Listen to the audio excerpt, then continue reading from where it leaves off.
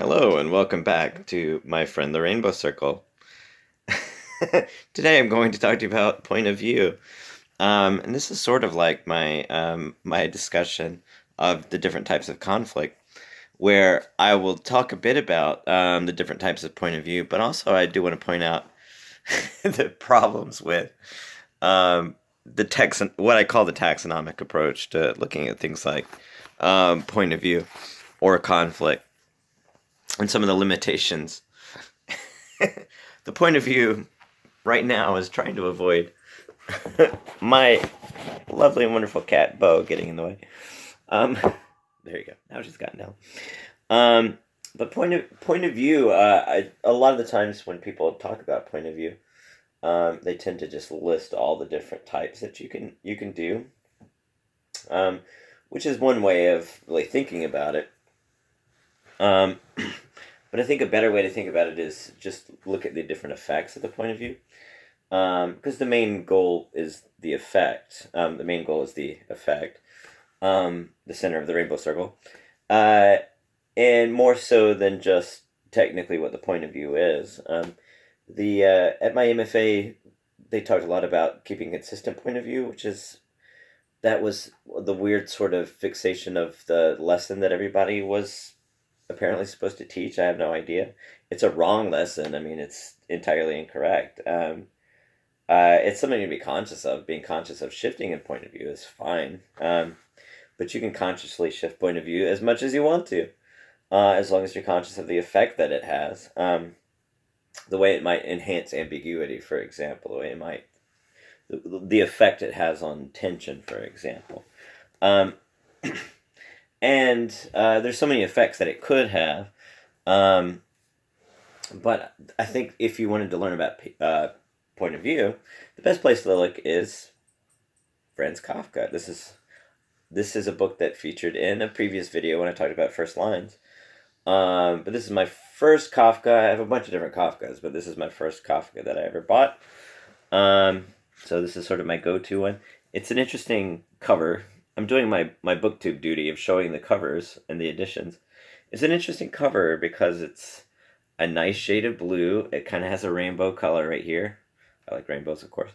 Kind of has a rainbow color right here. Not the tone of Kafka at all.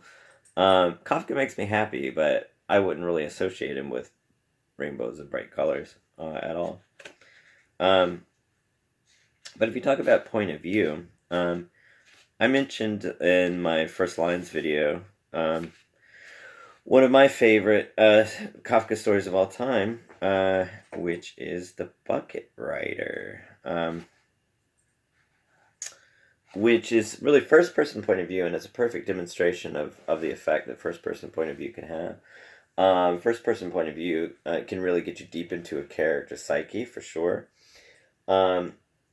But it also creates a significant effect in the sort of dramatic irony. We could do a taxonomic coverage of all the different types of irony. But the part of the visceral effect of first person, especially with Kafka does it very well, is the dramatic irony of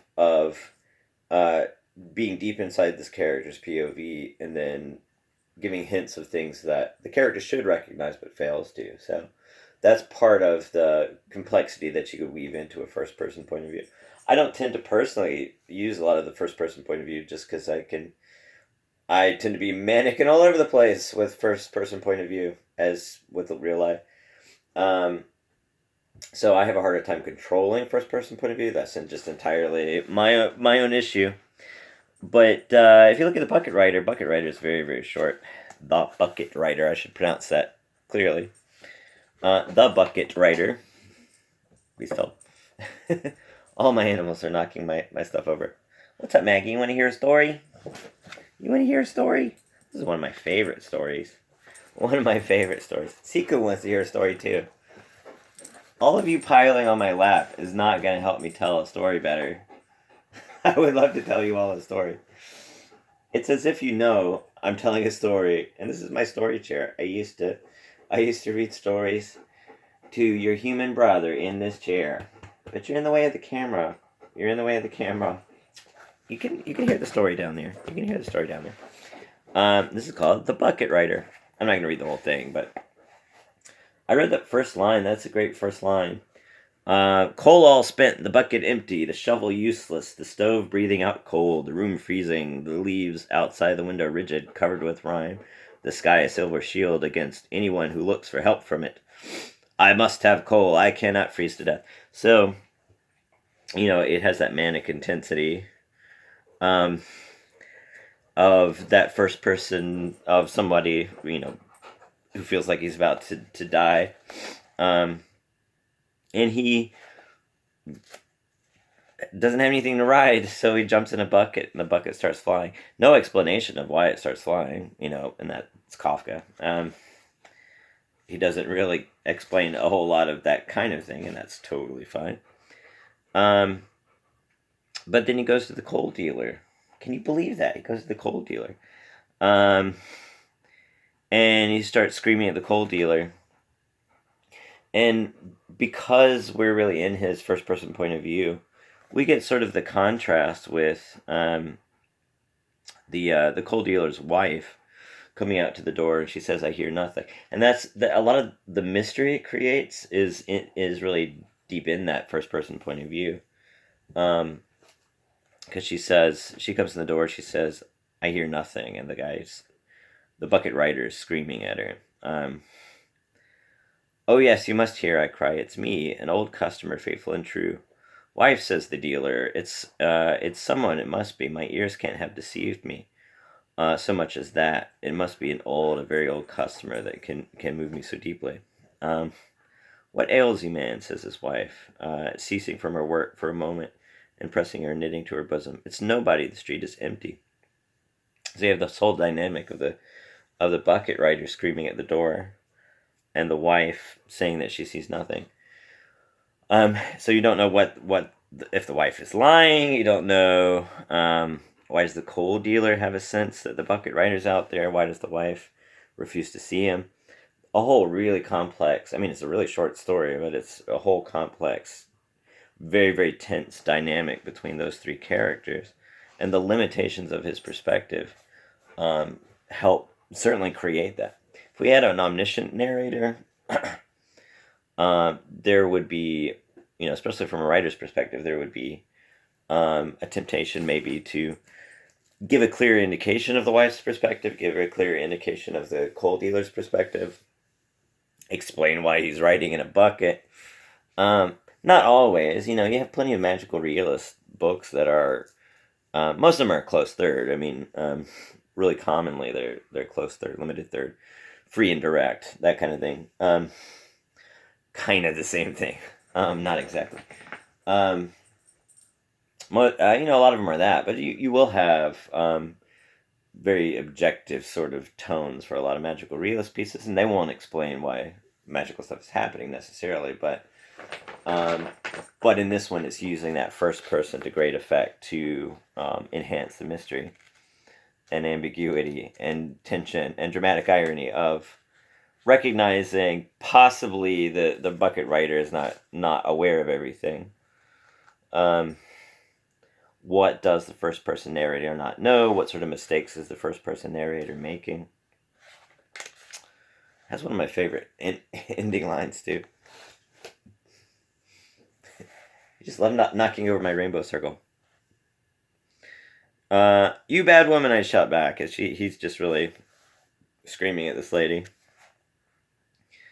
Turning into the shop, half contemptuous, half reassured, flourishes her fist in the air.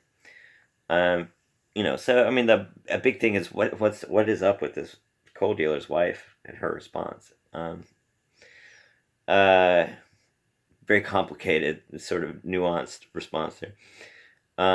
And the bucket writer says, "You bad woman, I begged you for a shovel full of the worst coal, and you would not give it to me. And with that, I ascend into the regions of the ice mountains and am lost forever." That's just a great closing line.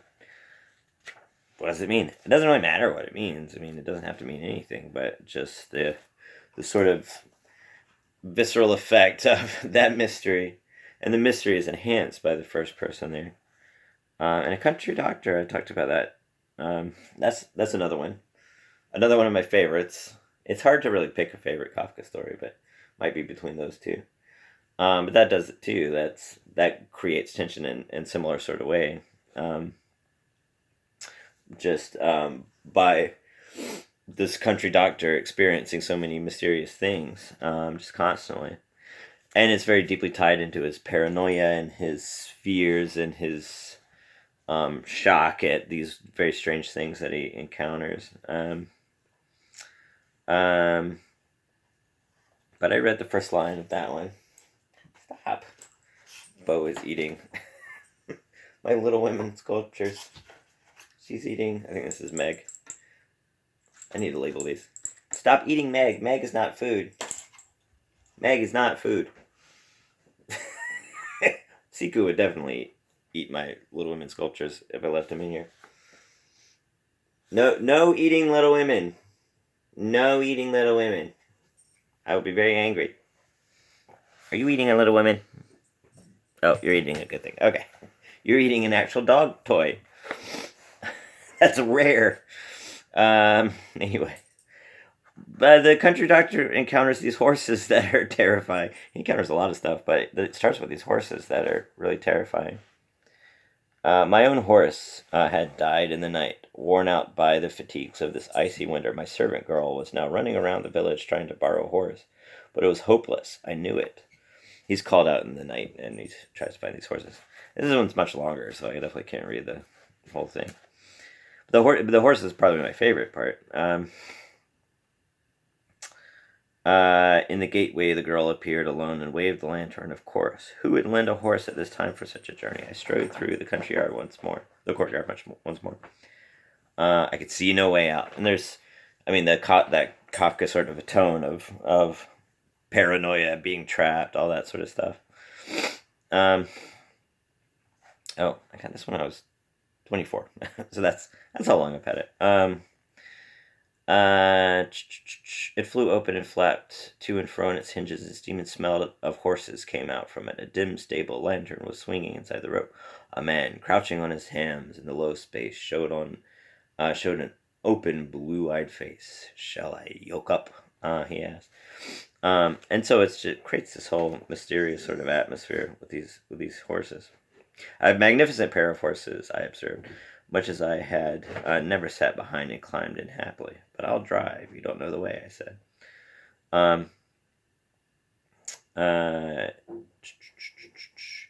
"I'm not coming with you anyway. I'm staying with Rose." "No," shrieked Rose, fleeing into the house with a justified presentiment that her fate was inescapable. I heard the door chain rattle as she put it up. I heard the key turn in the lock. So everybody is paranoid. Everybody's just scared of each other. It's like, that's in a lot of Kafka, but this is like ultra Kafka.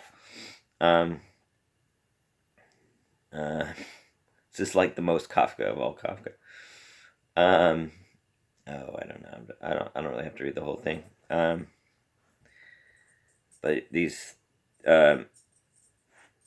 horses, just any of the horse scenes, these horses now, they had somehow slipped the reins loose, pushed the windows open from outside. I did not know how. Each of them had stuck a head in at the window, and quite unmoved by the startled cries of the family, stood eyeing the patient. These are just weird horses. And, horses are so mundane. He makes these horses really terrifying. But anyway... But that's part of what enhances that one, is the ambiguity of the situation by the limited perspective of the first person narrator. And that one, the bucket writer, you can get a sense that maybe the bucket writer is an unreliable narrator, which isn't an overused term sometimes. It's a fine term. I hate to complain about every single thing people talk about most often, but the unreliable narrator, I think any sort of narrator, it's just by nature unreliable, because they're human beings, and they have a subjective perspective. So the bucket writer has a limited perspective on what's happening. So he's by nature unreliable. The country doctor has a limited perspective on what's happening. He's by nature unreliable. What does a reliable narrator even mean? Even if it's a perfectly objective, omniscient narrator, even if it's nonfiction and it's extremely well researched, it's still an unreliable narrator, arguably. Um, but sometimes you have more awareness of the juxtaposition between something that's happening versus something you're being told is happening, and that's something that's really effective about. I think there's my problem is there needs to be a new term. I think the term unreliable narrator is imprecise. I'm not sure what a better term would be. I'll come up with something. What do you think it should be? Woof woof bark bark. Woof woof bark bark lick lick. That's what you think it should be. Your face in my face. That's not a word. That is not a word. Anyway. So the my favorite story. I keep saying my favorite Kafka story. One of my favorite Kafka stories isn't in this book, sadly. I don't know if I have it in print anywhere. I became obsessed with it from an audio recording. I listen to a lot of audio recordings because I read very, very, very slowly. As much as I love books, full disclosure, I read very slowly. So most of my reading I get done, I do by audiobooks. So years ago, I think before I owned this book, I listened to an audio recording and I became obsessed with this story called Sorrows of a Family Man. And the title has a different title from different translations. So it's not like the Metamorphosis, where, it's Das Verwandlung. Das Verwandlung. I'm not sure I'm pronouncing the German correctly at all. Where, it early on it had some different translations, but then it became so famous that everybody just called it Metamorphosis or Der Prozess. Had some different translations, and then it just became the trial. What little German I know because of Kafka. Ungeheuer Ungeziefer, I know because of, that's the monstrous vermin in the Metamorphosis. I know that because of Kafka. But Sorrows of a Family Man, I don't know the original German title of that one, but it's just an amazing story about this little creature. I've read it so many times I might have, that one I can read quickly because it's one page. It's about this little creature called the Odrodek, which is how the audio recording pronounced it. And so Kafka gets a lot of credit for, his tone. He gets a lot of credit for his, his creatures that he comes up with, and his paranoia, and his, terrifying imagery and magical realism and stuff like that. But if you look at something like Sorrows of a Family Man, he goes from it's an amazing example of shifting POV. In one page, he goes from he says a word like Odrodek might have come from Slavic, or I can't remember exactly, but he says something like that. Nobody really knows the origin of that. So it's this, much more objective third person, like almost like a dictionary, where he, or a study in philology or something like that. And then he goes into sort of close third, and then slips into first, sort of revealing that he has lots of distance of the narrator, has lots of distance, has less distance, has just this first person distance, and then it slips into second person, so it goes all over the place. Which the importance of that, and that's why I'm saying, if you're talking about if you're talking about POV, the significance of POV is the effect that it has, more so than just what the POV is itself. And so the effect of shifting POV so much, it's what I would call a collapsing POV, which is just something that Kafka, you really only see in Kafka. I can't really think of any other examples of writers who do that. But so if you think of it taxonomically, this is my problem with the taxonomic sort of idea. You think of it categorically, and this is where the rainbow circle comes in. The destimulating end of the spectrum associates different things with categories just for the sake of destimulating, defining and categorizing things. So thinking of POV as taxonomically, thinking of it as a category, you can have first person, or you can have second person, or you can have third person. And stay consistent with that, because that's what you do with categories. That's extremely limiting of the possibilities.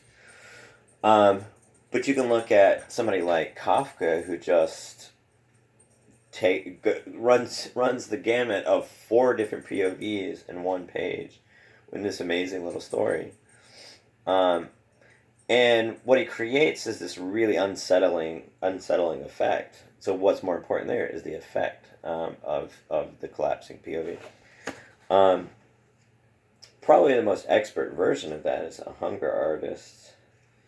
I love Sorrows of a Family Man more than A Hunger Artist. I do love A Hunger Artist, but Hunger Artist is more of a cleanly constructed story.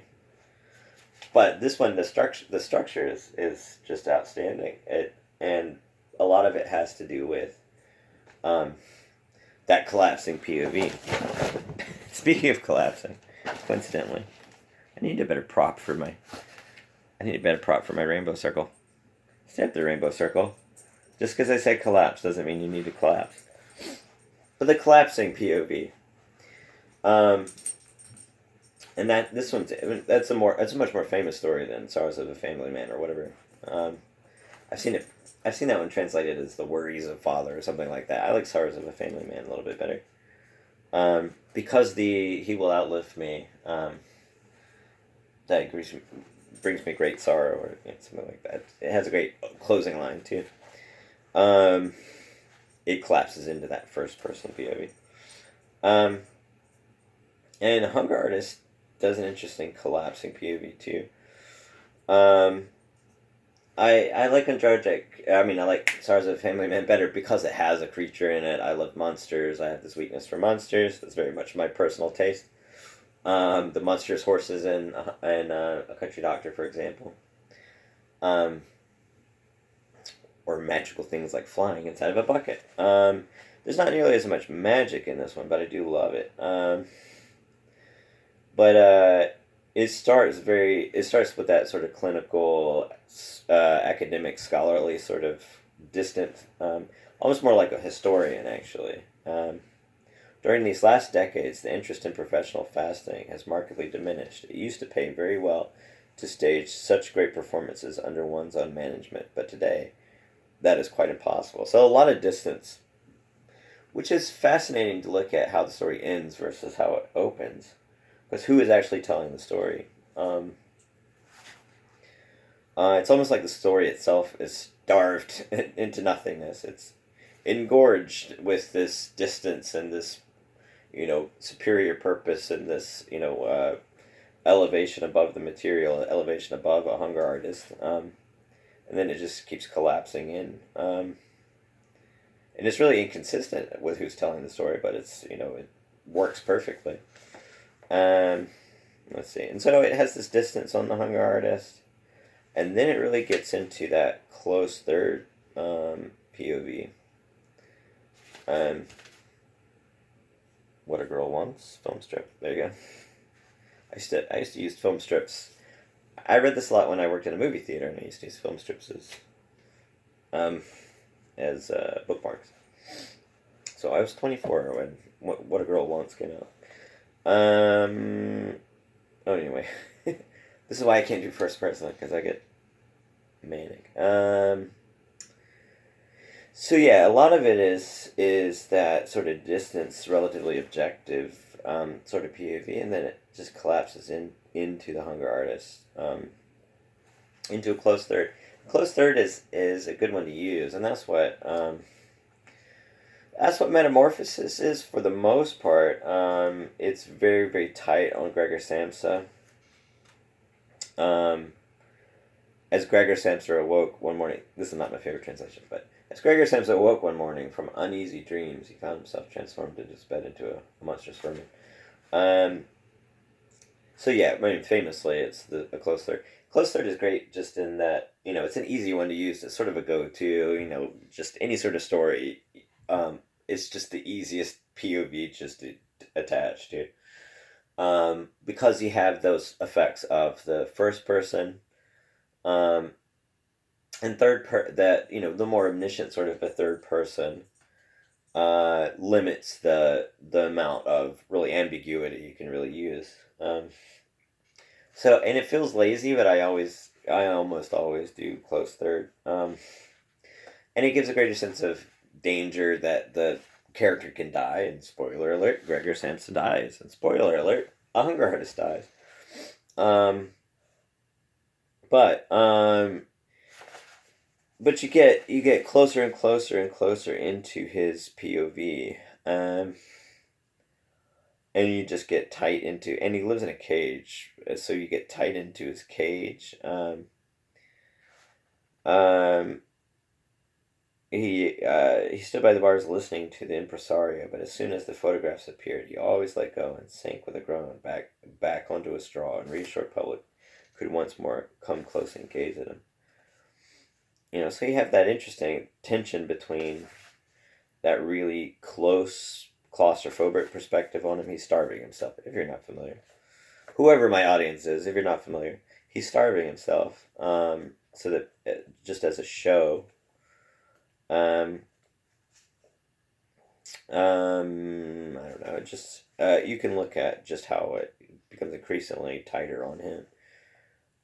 He had not actually lost his sense of the real situation and took it as a matter of course that he and his cage should be stationed not in the middle of the ring, its main attraction, but outside. And his show starts to collapse. People stop being interested in him, and it's a story of collapse. It's a story of everything just collapsing. Um,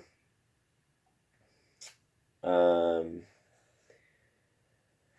let's see, and then he by the end, I mean, there's part of the effect of collapsing in on him is that the question is why does he starve himself, and eventually he confesses that he says he says, this is one of my favorite parts. An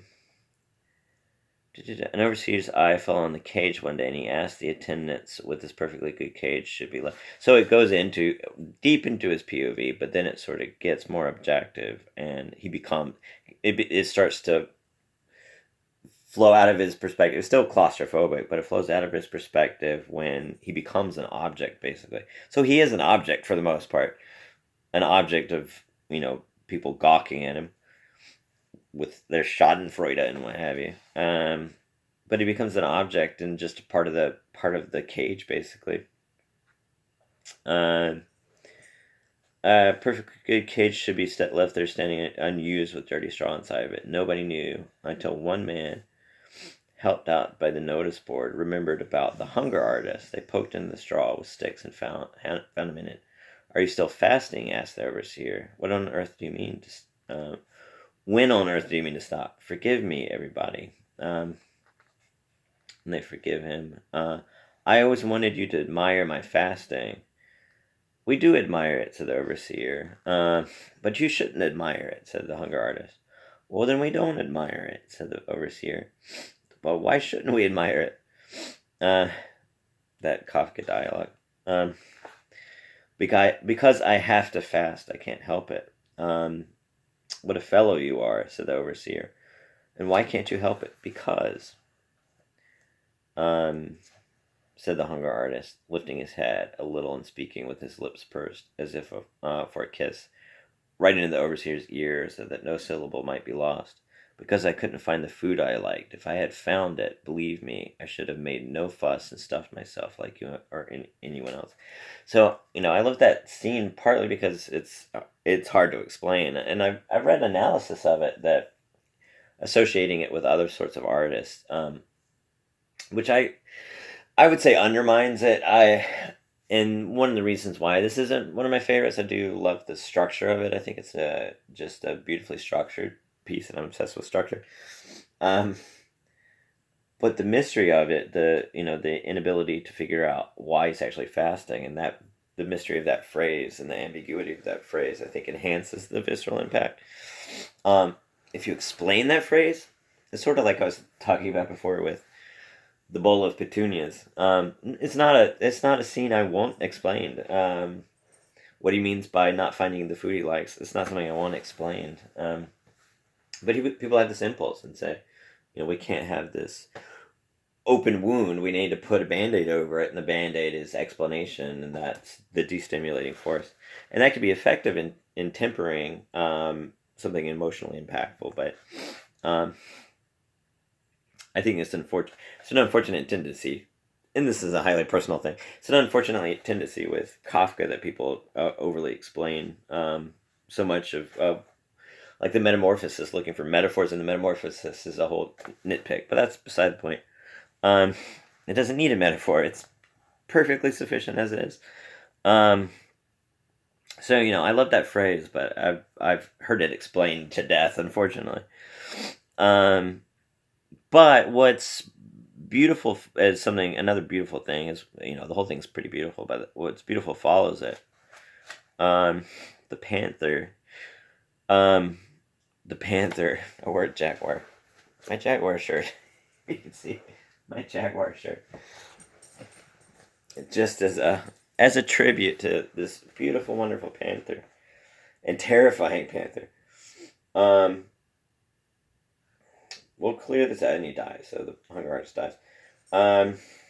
We'll clear this out, said the overseer, and they bury the hunger artist straw and all. Into the cage they put a young panther. Even the most insensitive felt it refreshing to see this wild creature leaping around the cage that had so long been dreary. The panther was all right. The food he liked was brought him without hesitation by the attendants. He seemed not even to miss his freedom, his noble body, furnished almost to the bursting point with all that it needed, seemed to carry freedom around with it too, somewhere in his jaws. It seemed to lurk, and the joy of life streamed with such ardent passion from his throat that for the onlookers it was not easy to stand the shock of it. But they braced themselves, crowded around the cage, and did not want ever to move away. Now that is how you end the story. Speaking of panthers, that is how it's like I called you to me at the perfect moment. How did that happen? That is how you end the story. But the effect of that, I think, one of the things that makes it so just intense, is the shifting POV. If he kept